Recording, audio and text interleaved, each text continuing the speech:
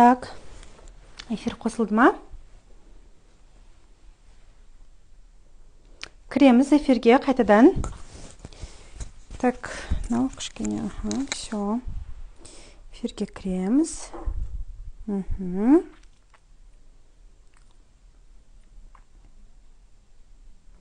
Қалай болып жатыр сабақ?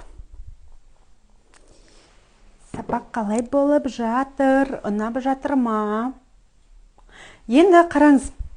Представьте, мына жер сіздің ақша сақтайтын сейфіңіз. Вот сіздің жеке шекараңыз, я, сіздің жеке шекараңыз, ол сіздің, представьте, ақша сақтайтын сейфіңіз деп елестетіңізші. Ақша сақтайтын сейфіңіз. И представьте, ақша сақтайтын сейфіңізде, андай сейфіңізде шұрық тесік жаңағыдай есігі ашылып жабыла беретін болса, не істейді? Әр кірген адам ақшаңызды алып шыға береді ғой. Яғни сіз біреу туралы шешім қабылдайтын болсаңыз, сату бойынша, я, клиент табу бойынша, я, вот оның ақшасы жоқ. Ол алмайды, ол ақшасы жоқ дедің ба? Сен мынау шекараңа не істеп тұрсың? Мынау сейфіңа вытечка беріп тұрсың. Прикинь, вот поток, мынау сенің ақша потогың дейікші, я, бір тесік уже сен біреуге жасап тұрсың. Сол тесік арқылы соған ақша кетеді. Сен біреу үшін шешім қабылдадың ба? Мынау клиент бұл ақшасы жоқ, оны алмайды ол дедің ба? Бұл, значит, сен соның шекарасына кіріп тұрсың. Сен өзіңнің шекараңа не істеп тұрсың? Потогыңды ашып беріп жатсың. Потогыңды, например, потогыңа дырка жасап беріп жатырсың. Понимаете? Понимаете? Или просто мынау үйтсе қайтеді, мынау бүйтсе қайтеді деп просто осуждениенің өзімен біз біреудің шекарасына кіріп кетеміз. Понимаете? Это его. Өзіне ғана қатысты оның. Егер екеуіне ортақ болса, то окей, критиковать етуге болады да. Отырып алып, екеуіне ортақ бір нәрсе, например, күйеуіңмен, комнатаны, например, диванды былай қояйық деп диванды былай қойып қойдың ба, например, күйеуің саған келіп, екеуің ортақ комнатаң ғой, нақтынаны былай қойғансың, былай қой, или там былай қояйық деу мүмкін, екеуің ортақ шешімге келулерің мүмкін да, окей. Бірақ саған ғана қатысы бар нәрсеге ешкімнің хақысы жоқ саған келіп айтуға. Саған мнение айтуы мүмкін, мынау маған, қараңыздар, элементарно, сен киіп тұрған киім. Бұны барлығы не үшін айтып жатырмын? Біз сторисқа шығамыз, клиент табу жолында бізге керек нәрселер, қараңыздар. Например, көк цвет маған ұнайды дейікші, я, көк цвет маған ұнайды. Бірақ менің күйеуіме, допустим, ұнамайды. Допустим, менің подругаларыма ұнамайды, да? Бірақ маған өзіме лично көк цвет ұнайды. И былай болуы мүмкін, да? Когда маған немене көк цвет киіп алғансың, қызыл кимейсің ба, қызыл саған жарасады деді ма, мен оны шынымен ба, той қазір қызыл кисем анау сөйлейді ғой, көк кисем анау сөйлейді ғой, подругаларыма ұнамайды, мен бірақ көк кигім кеп тұр деп іштей, да, ол іштей болатын ойда, көк кигім кеп тұр, бірақ анау сөйлейді ғой, той дейтін болсам, значит, мен опять-таки шекарамды бұзып тұрмын деген сөз, да, понимаете? Яғни, саған ұнап тұр, ол дұрыс, мынау дұрыс емес деген нәрсе жоқ. На самом деле, мынау дұрыс емес, ақ киген дұрыс, көк киген дұрыс емес, көкті киген дұрыс, ақ киген дұрыс емес деген нәрсе жоқ. Вообще, мына өмірде дұрыс емес деген нәрсе жоқ, реально бар ғой. Просто сен оны не істейсің, саған айтты ма, мнениесін тыңдайсың, болды, ары қарай фильтровать етесің. Так, мен тыңдағым келіп тұр ма, ұнамай тұр ма, все, рұқсат бермейміз оны біздің шекарамызға кіруге. Если саған навязывать етіп жатыр ма, отстань. Просто сен не істейсің, бір ауыз айтасың, болды, ары қарай сен туралы не ойлайды, не ойламайды, это его проблема. Понимаете? Бізде, мен туралы бүйтіп ойлап қалатын болды. Самый главный ұрыспайды, самый главный андай дұрыстап түсіндірсең, любой адам түсінеді. Самый главный халамай не қылмай, дұрыстап түсіндірсең, атаң болсын, енең болсын, күйеуің болсын, любой нәрсені, вот Инстаграм шыққым келіп тұр, саған ғана қатысы бар да. Оныңша сторисқа Инстаграм жүргізгім келіп тұр, блог жүргізгім келіп тұр, я. Оның саған ғана қатысы бар, я.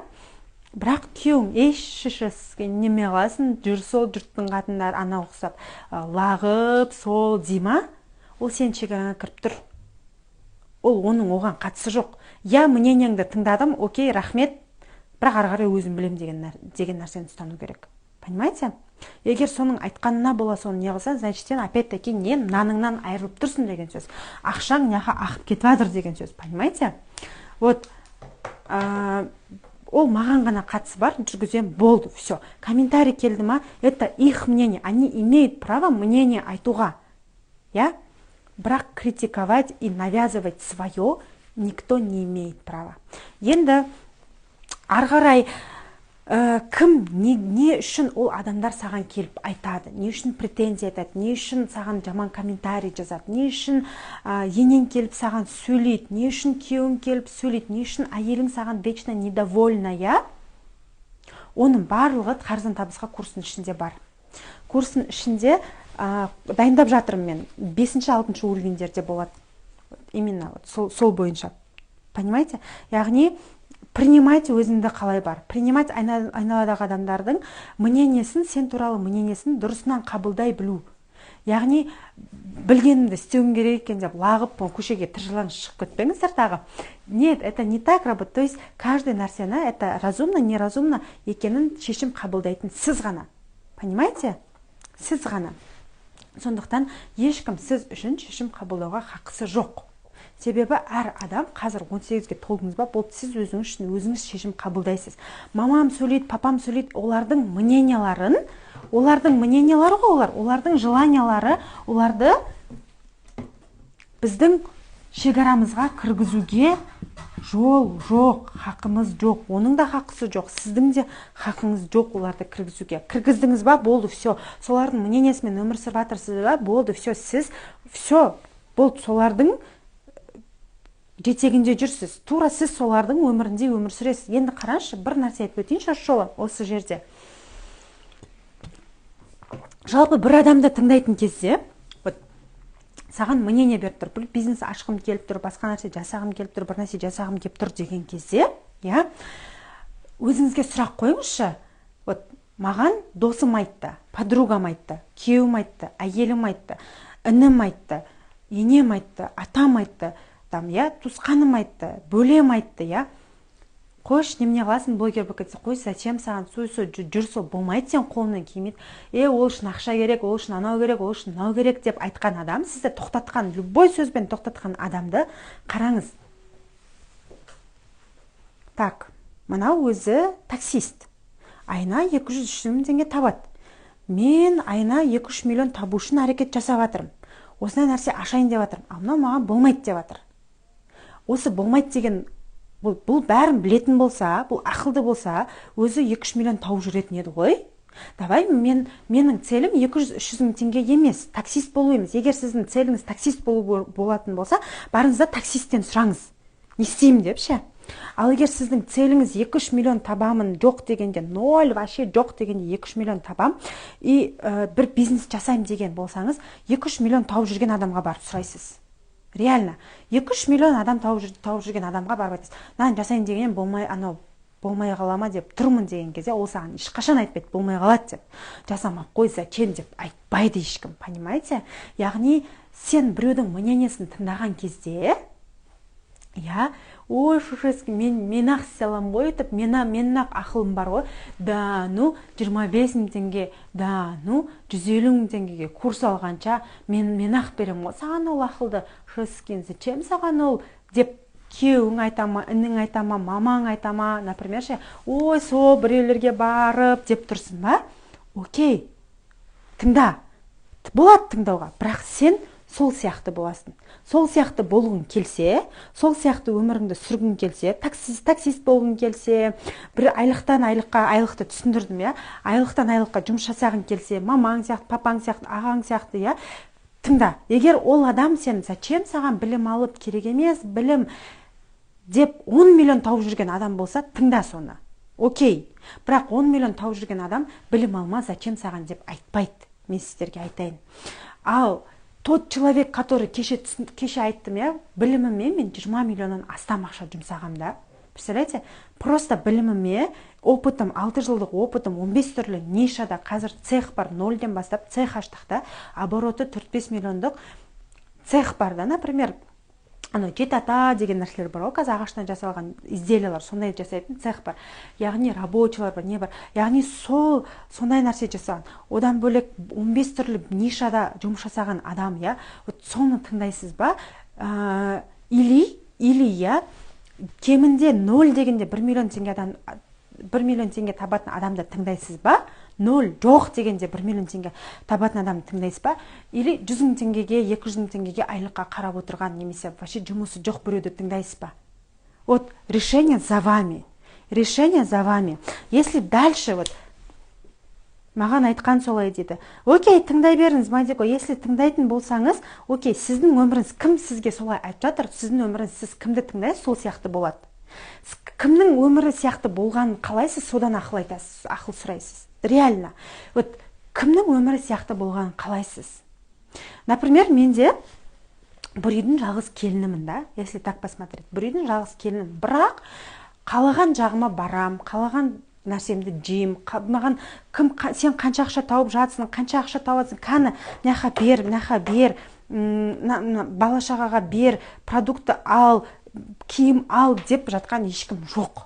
Например, қай жаққа барғым келеді, қанша ақша тапқым келеді, қанша ақша ұстауым керек, вообще ешкімнің жұмысы жоқ.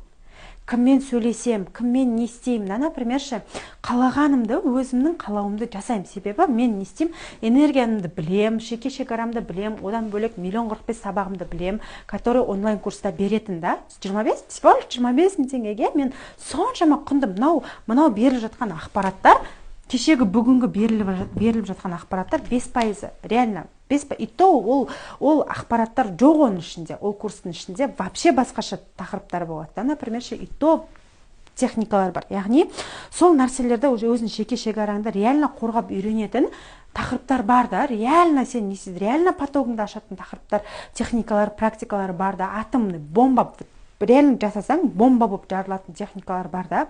И, например, шүкір да, үйге продукт алуым керек, анау керек, мынау керек, это аспаннан бұлай түскен жоқпын мен до того андай келін болғандығым ше, до того өзімнің самооценкам 0, до того мен не да, до того өзім қалауымды айта алмаймын. Мен даже прокладка, даже просто элементарный өзім гигиенический заттарымды алуға маған күйеуім ақша бермейтін тұғын. Мен просто солай маған саған күнді қаратпасын деп шығып кеткен мен жұмысқа ше. Вот до того зона қазір нет, он и дарит подарки, он и этот, еще маған сен тапқан ақшаның отчетін бересің дейтін тұғын ше. Мен өзі мало того, что өзі ақша таппайды, мало того, что мен продукт алам, мало того, что мен өзім ақша табам, мало того, что мен ол ақшаны өзіме жарата алмаймын да, прикинь. Мен ақша табам, үйде отырмаймын, 2 айлық балам, 2 айлық қызым ол кезде, қызым 2 айлық кезіне мен жұмыс жасайтын тұғым ше. 2 айлық 40-мнан енді шықпас мен жұмысқа шығып кететін тұғым ше. Сол кезде, да, реально сол кезде жүрген кезде мен қанша ақша тауып жатсың, не істеп жатсың, қайда жұмсатсың, не істеп, давай маған бер деп, сондай нан ал, не қыласың оны, мен өзіме бір нәрсе алғым келсе, не қыласың оны, я сол жүр сол бір нәрсе алып, сол болмайтын нәрсені дейтін тұғым маған реально бар ғой. Нет, қазір шүкір вообще не істеп жатсың, қайда жұмсап жатсың, қайда жүрсің, не істеп, вообще жұмысы жоқ. Почему? Потому что я сумела выстоять свое. Мен на білімдерді мен қанша сабақ оқығам тұғым ше, чтобы вот это вот понять, понимаете? Поэтому кім өмірін өзгерткісі келеді? Реально кім өмірін өзгерткісі, кім өзін жеке шекарасын да вот шегелеп тағысы келеді, өзін травмаларын, самооценкасымен жұмыс жасағысы келеді, кім ақшасын x10 өсіргісі келеді, кім бизнес ашқысы келеді. Айтыңыздаршы маған, я хочу деп айтыңыздаршы, өз-өздеріңізді алдамаңыздаршы. Бірақ если не хочу десеңіз, все, шығып кетесің, это мне не под силу, нет десеңіздер, сонша нәрсе жаса, сонша өз-өзіңмен жұмыс жасау керек па десеңіз, все, значит, вы не готовы, сізге результат керек емес. И өзіңіздің энергияңызды алдамай, реально, честно себе признайтесь, маған результат керек емес, маған осылай үстіп, жылап отырған ұнайды екен, оказывается, деңіз. Болды, все, да? Если дальше вот хочу работать над собой, мен өзім өмірімді өзгерткім келеді десеңіздер, я хочу деп жазыңыз. Я хочу деп жазыңыз.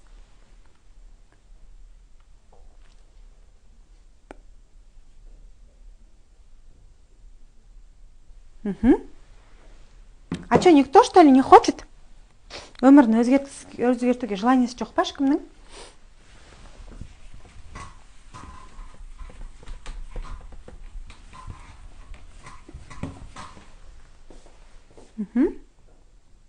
Что-то ешкім желаниесі жоқ сияқты ғой?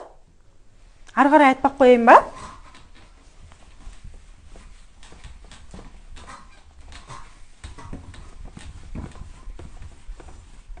Ешкім разбор алғысы келеді